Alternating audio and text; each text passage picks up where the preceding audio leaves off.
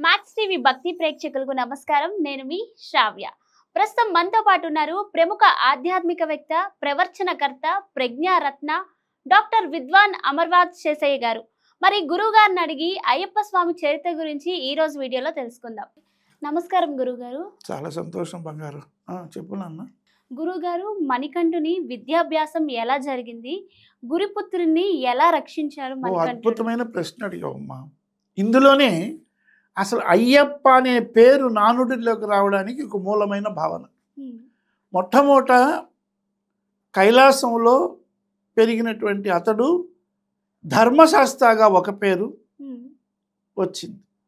అలాగే భూతనాథుడని ఒక పేరు వచ్చింది. ఆ తర్వాత మణికంఠుడని ఒక పేరు వచ్చింది.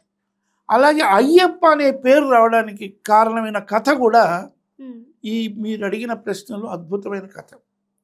ఎప్పుడైతే పెరిగి పెద్దవాడై విద్యాభ్యాసానికి వెళ్ళాడో గురువు దగ్గర విద్యంతా పూర్తిగా ధనుర్విద్యలు అన్నీ ఆ యొక్క తండ్రి అప్పచెప్పిపోయినాడు. పందలరాజు, స్వామి మా కుమారుడికి విద్యలన్నీ బాగా నేర్పించండి. ఈ విధంగా విద్యలంతా నేర్చుకుంటుంటే ఒకానొక రోజు ఏమైందంటే ఆ గురువు చాలా బాధపడుతున్నాడు. ఏమిటో అర్థం కాలేదు. అప్పుడు అడిగాడు, గురుగారు ఎందువల్ల మీరు బాధపడుతున్నారు? మీ మానసిక బాధ ఏమిటో చెప్పండి, నేను తప్పకుండా నా యొక్క సహాయం చేస్తాను, గురువుగా మీకు శిష్యుడిగా నేను చేస్తానంటే అప్పుడు గురువు అన్నాడు, నాన్న ఏం లేదు, నాకు ఒక కొడుకు ఉన్నాడు, అతడు పుట్టుకతో మోగ చెవుడు, అతడికి గుడ్డి, ఇటువంటి పిల్లవాడిని పెట్టుకొని చాలా బాధపడుతున్నాను అని వ్యక్తపరిచాడు. ఇక్కడే మొట్టమొదటగా అయ్యప్ప యొక్క మహిమ తెలిసిన మొదటి విషయం అదేంటంటే, ఎప్పుడైతే ఆ పిల్లవాడి గురించి గురువు చెప్పారో, మీరేం భయపడకండి స్వామి, తప్పకుండా మీ పిల్లవాడికి మాటలు వస్తాయి, కళ్ళు వస్తాయి అని ధైర్యం చెప్పి ఆ పిల్లవాడిని దగ్గరికి తీసుకున్నాడు ఈ యొక్క మణికంఠుడు. బాగా కళ్ళంతా తవిడాడు, ఒళ్ళంతా తను బాగా కౌగిలించుకున్నాడు. ఆ సమయంలో ఆశ్చర్యకరమైన విషయం జరిగింది. అంతవరకు మూగగా ఉన్నవాడు, అంతవరకు గుడ్డిగా ఉన్నవాడు కళ్ళు తెరిచి చూశాడు. చూసి ఆ మొట్టమొదటి మాటలోనే రెండు విషయాలు చెప్పాడు. అమ్మ అన్నటువంటి విధంగా మొదటి మాట మాట్లాడాడు. తర్వాత అన్నాడు. అయ్యా అనేది వచ్చింది. అతను మాట్లాడినటువంటి విధంలో నోరు తత్తరపోటు, అందుకే అయ్యప్ప అనే పేరు రావడానికి మూల కారణం. తర్వాత రెండవసారి అప్ప అప్ప అప్ప అప్ప అప్ప అప్ప అప్ప అన్నాడు. ఆ సమయంలో అయ్యప్ప అయ్యప్ప అన్నట్లుగా ఒక ధ్వని ఆకాశవాణి నుంచి వినిపించింది. ఈ విధంగా అయ్యప్ప అనే పేరు, ఇటు అయ్య అంటే శివుడని, అటు అప్ప అంటే మహావిష్ణువు అని, ఈ రెండూ కూడా కలిపి అయ్యప్ప అనే పేరు అక్కడి నుంచి వచ్చింది. ఇది గురువుకి ఒక దక్షిణగా గురుపుత్రుని రక్షించడం అనేది తన మహిమను చూపినటువంటి మొదటి భావంగా అయ్యప్ప యొక్క గొప్పనైనటువంటి శక్తి ఆ యొక్క పిల్లవాడిని ఎప్పుడైతే కౌగిలించుకున్నాడో, ఎప్పుడైతే కళ్ళు నివిడాడో, తన దివ్యమైన తేజస్సు మహిమ అక్కడ తెలిసింది. ఇది అమ్మ మీరు అడిగిన ప్రశ్నలో గురుపుత్రుని ఎలా రక్షించాడు అంటే, మూగవాడైనటువంటి అతనికి, కళ్ళు కనపడిన అతనికి గురువు బాధపడుతుంటే కాపాడాడు. అంటే ఇక్కడ మనం తెలుసుకోవాల్సింది, ఎటువంటి అవతార పురుషులైనా సరే, రాముడైనా కృష్ణుడైనా వాళ్ళ గురువుల దగ్గర చదువుకున్నారు. రాముడైతే త్రేతాయుగంలో వశిష్ఠుడు, విశ్వామిత్రాదులు చదువుకున్నాడు. అంటే ఈ ఋషులకు అంత గొప్ప గౌరవభావం. అలాగే ద్వాపరయుగంలో శ్రీకృష్ణుడు బలరాముడు సాందీపుని ఆశ్రమంలో చదువుకున్నాడు. అలా ఎంత అవతార పురుషులైనా గురు భక్తి, గురువు యందు ఉన్నటువంటి గొప్పనైనటువంటి గౌరవభావంగా గురువు యొక్క గొప్ప స్థితిని తాను ఎంచుకొని గురుపుత్రుని కాపాడబడ్డం బట్టి నాటి నుండి అతనికి ఎప్పుడైతే గురువు దగ్గర ఆ మూగ పిల్లవాడు అయ్యా అప్ప అనేటువంటి తడబడుతూ మాటలు మాట్లాడాడో నాటి నుండి ఆయన అయ్యప్పగా మారాడు. ఇది అమ్మ మీరు అడిగిన ప్రశ్నకు సమాధానం బంగారు. చాలా ముచ్చటగా ఒక్కొక్క ప్రశ్న అద్భుతంగా అడుగుతున్నావు నాన్న.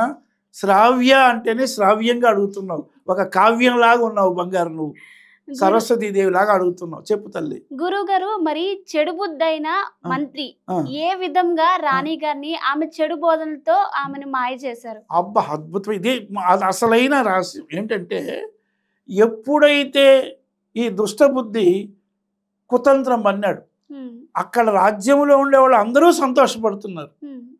కానీ ఈ దుష్టబుద్ధికి ఒక దుష్టబుద్ధి ఎందుకంటే, ఈ స్వామి వచ్చిన వేళ విశేషంలో అంతకుముందు సంతానం లేనటువంటి రాజు పందల రాజు పాండ్యుడికి ఒక మగపిల్లవాడు పుట్టాడు.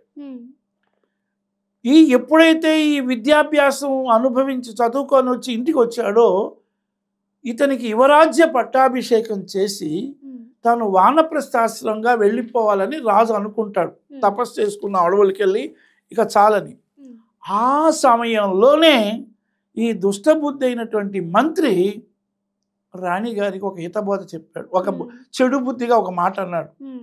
అమ్మా, నీకు పుట్టినటువంటి సొంత కొడుకు ఉండేటప్పుడు ఎక్కడో దొరికిన పెంపుడు కుమారుడికి రాజ్యం ఇస్తానంటాడు రాజు. కాబట్టి నీ కొడుకే రాజ్యం కావాలి అని ఒక మాట చెవులో వేశాడు. ఇది ఎలా ఉందంటే, రామాయణ గాథలో కూడా కైకేయి యొక్క దశరథుని 2 వరాలు కోరినట్లుగా మందర అనేటువంటి చెడు బుద్ధి, ఎక్కడ ఇట్లాంటి వాళ్ళే ఉంటారు. ఈ చెడు బుద్ధి చేసే వాళ్ళ వల్లనే ఎన్నో రాజ్యాలు దెబ్బతింటాయి. ఆ విధంగా రామాయణ గాథకి మలుపు తిరిపినటువంటిది నాడు భరతునికి పట్టాభిషేకము, రాముడికి అరణ్యవాసం అని మందర నేర్పించి కైకేయి అలా పట్టుబట్టి రాముడు పితృవాక్య పరిపాలన దక్షుడు కాబట్టి అడవికి వెళ్ళాడు, అరణ్యవాసం చేసి రామాయణ గాథ అక్కడ మలిపింది. అలాగే ఇక్కడ కూడా ఎప్పుడైతే అడిగినాడో ఈమెకు వెంటనే ఆలోచించి ఆలోచించి ఎక్కువ తలనొప్పి వచ్చేస్తుంది. ఇక రాజుగారు బాధపడతారు. ఇక ఏ విధంగా ఈమె యొక్క బాధ పోగొట్టాలని అనేక మంది వైద్యులు పిలిపిస్తారు. అందరూ పరీక్ష చేస్తారు. చివరికి ఒక రాజవైద్యుడు వస్తాడు. అప్పుడు రాజుగారికి చెప్తాడు, ఓ రాజుగారు, ఈమెకు వచ్చినటువంటి తలనొప్పి అంత తొందరగా తగ్గేది కాదు. దీనికి ఒకే ఒక ఉపాయం, పులిపాలు తేవాలి. పులిపాలు తెచ్చిస్తే ఆ వైద్యంతో ఇది తలనొప్పి తగ్గుతుంది అని రాజవైద్యుడు చెప్పాడు. అప్పుడు ఆశ్చర్యపడ్డాడు. ఇది ఏ విధంగా పులిపాలు అడవికి పోయి ఎవరు తెస్తారు?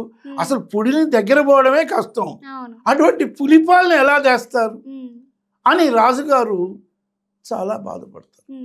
అది నాన్న నువ్వు అడిగిన ప్రశ్న, దుష్టబుద్ధి చేసిన పని. ఆ తర్వాత ఏం కావాలో చెప్తాను. మరి గురువు గారు, మరి పులిపాలు ఎవరు తెచ్చారు? అది అసలు రహస్యం. ఎప్పుడైతే ఈ పులిపాలు కావాలన్నాడో ఆ రాజవైద్యుడు ఆ మాట విన్నాడు. మన మణికంఠుడు నేరుగా తండ్రి గారి దగ్గరికి వచ్చాడు. నాన్నగారు, ఏంటి మీరు ఏ విధంగా గురుపత్తిని రక్షించాడో ఆ విధంగా ఇక్కడ కూడా తన యొక్క మహిమను చూడడానికి ఇది 2వ మార్గం. వెంటనే అడిగాడు, ఏ విధంగా నేను రక్షించాలని. నేను మీకేం కావాలి నాన్న, ఏమిటి మీరు బాధపడుతున్నారంటే, ఏం లేదు నాన్న, ఈమెకు మీ అమ్మగారికి ఇలా జరిగింది, ఆమెకు పులిపాలు కావాలని రాజ్యవైద్యుడు చెప్తున్నాడు. అదంత పని నేను తీసుకొస్తాను అన్నాడు. ఏంటి నీ మాయ మాటలు చెప్తున్నావా? అసలు ఏంటి నువ్వు పులి అంటే ఏమనుకున్నావు నాన్న? నువ్వు పసిపిల్లవాడివిరా, లోకమంతా నన్ను ఏమనుకుంటుంది? ఓ వీడు పరాయి బిడ్డను తీసుకొచ్చి అడవికి పంపించి పులి నోట్లు చంపించాడు, నాకు చనిపోయారు రాదా, ఇది నేను చేస్తే అది ధర్మమా అని ఎంతో బాధపడతాను. నాన్నగారు, మీకెందుకు, నేను పులిపాలు తీసుకొస్తా, మీరు ఉండండి అని చెప్తాడు. ఎంత చెప్పినా వినడు. సరే అని ఇక రాజుగారు ఒప్పుకుంటాడు. వీడు ఇలా అక్కడ వెంటనే ఇక్కడ అనుకుంటాడు ఈ దుష్టబుద్ధి, ఓ వీడు వెళ్తాడు, పులి చంపేస్తుంది, ఇక నా యొక్క ప్లాన్ ఓకే అయింది అని రాణిగారు వీళ్ళిద్దరు ఊహించుకుంటారు. కానీ భగవంతుడి యొక్క అవతారం ప్రతిదానికి ఒక కారణమైన కథ ఉంటుంది. ప్రతి అవతారంలో కూడా ఒక బలమైన కారణం ఉంటుంది. అది కృష్ణుడి యొక్క అవతారమైనా, రాముడి యొక్క అవతారమైనా, ఏ అవతారమైనా సరే. అంటే భగవంతుడు అవతారం అంటే దిగుట అని అర్థం, భూలోకానికి పైనుంచి. ఆ విధంగా ఈ పులిపాలు తేవడానికి తను ఏదో విధంగా ప్రయత్నపూర్వకంగా బయలుదేరాడు. అది నాన్న నువ్వు అడిగిన ప్రశ్న. గురుగారు, మరి అడవికి బయలుదేరిన మణికంఠుడు జంట ముడులు తీసుకువెళ్ళడానికి గల కారణం ఏంటి గురువు గారు? జంట ముడులు మళ్ళీ అడిగావు. అంటే ఇక్కడ ఏంటంటే, ఎప్పుడైతే ఈ యొక్క మణికంఠుడు అయ్యప్ప అడవికి బయలుదేరాడో 2 మూటలు, అదే ఇరుముడి అంటారు తమిళ భాషలో, 2 మూటలు వాళ్ళు అయ్యప్ప భక్తులు కూడా ఇరుముడి అని చెప్పి వెళ్తారు. శరణం శరణం అయ్యప్ప స్వామి శరణం అయ్యప్ప అనుకుంటూ దాంట్లో వెళ్తారు. ఆ పోయేటప్పుడు ఇరుముడిని తీసుకెళ్తారు ఇంటి దగ్గర నుంచి. ఇరుముడి అంటే 2 ముడులు. ఒకటి తనకు ఒక ముడిలో పూజా ద్రవ్యాలు, ఇంకొక ముడిలో తాను దారిలో తినడానికి ఆహార పదార్థం. ఈ 2 ముడులు తీసుకొని దాన్నే జంట ముడులు అంటారు. అయ్యప్ప తలపైన పెట్టుకొని అడవికి బయలుదేరుతాడు. అది నాన్న నువ్వు అడిగిన ప్రశ్నకు. ఇదే రాను రాను భక్తుల్లో కూడా ఇరుముడి కడతారు. పూజ అంతా చేసినాక ఇంకా బయలుదేరేటప్పుడు ఆ ఇరుముడి కట్టుకొని తలపైన పెట్టుకొని స్వామియే శరణం అయ్యప్ప అని బయలుదేరుతారు. చెప్పు నాన్న. చాలా బాగా చెప్పారు గురువు గారు. మీరు కూడా అయ్యప్ప స్వామి చరిత్ర గురించి చాలా చక్కగా వివరించారు. ధన్యవాదాలు. చాలా సంతోషం. ఆశీర్వాదం బంగారు. బాగా శ్రావ్యంగా అడిగావు. శ్రావ్యగా ఉన్న ఆశీస్సులు తల్లి. చాలా సంతోషం గురువు గారు.